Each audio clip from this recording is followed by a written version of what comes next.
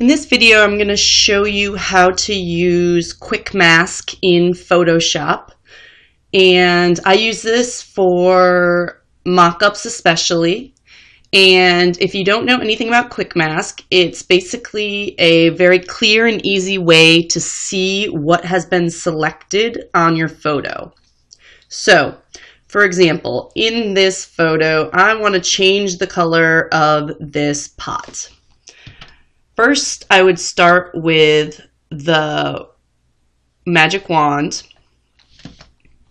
and I've got it at 30 tolerance, which means that anything within 30 colors of where I click is going to be selected.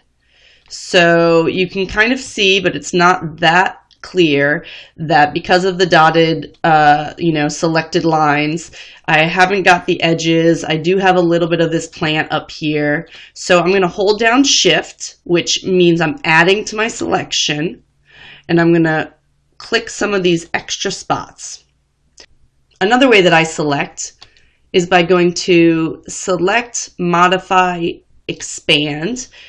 And I'm going to expand by 1, which means everything that's selected is going to add another pixel. So that kind of grabs a little bit more of this pot. As you can see, it's also grabbing a lot up here.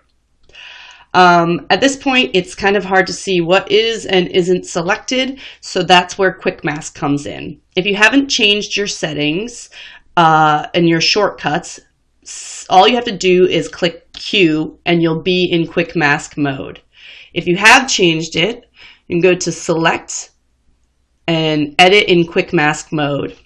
So I'm going to click Q, and now everything that's red is not selected and everything that is the original color is selected.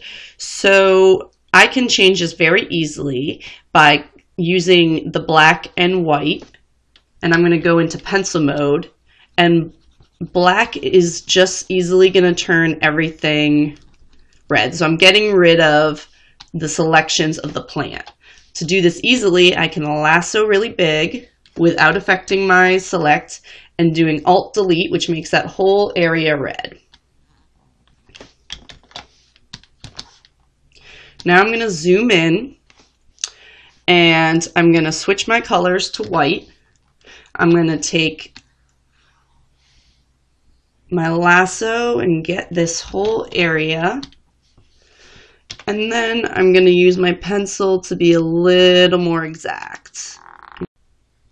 I'm speeding up the video here so that you don't have to sit through me cleaning everything up, but essentially all you need to know is that black is going to make it unselected and white is going to select it, and you can use brushes, you can use lasso, you can use eraser.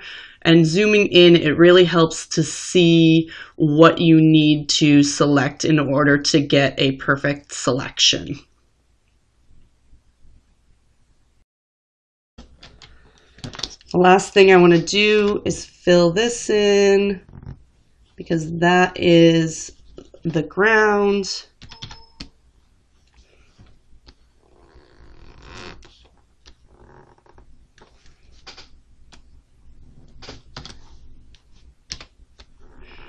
And if I was being super detail oriented, I might take some more time on this, but for now, that's going to work. I'm pushing Control-0, which brings me back to the full screen, and I'm pushing Q, which brings me back to Select.